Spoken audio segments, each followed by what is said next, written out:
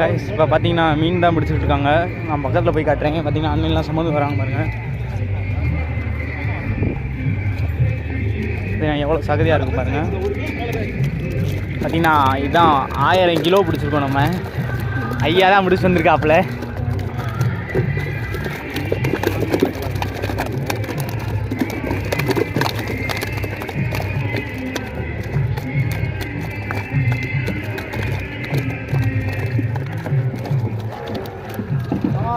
அங்கே போய் காட்டுறேன். அங்கே தான் நம்ம எடை போட போகிறோம். இப்போ பார்த்தீங்கன்னா வண்டிலாம் வந்துருச்சு.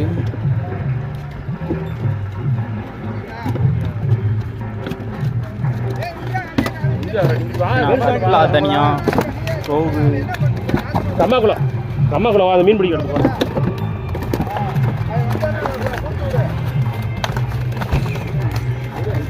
இதில் பார்த்தீங்கன்னா பெரிய பெரிய மீனாக இருக்குது.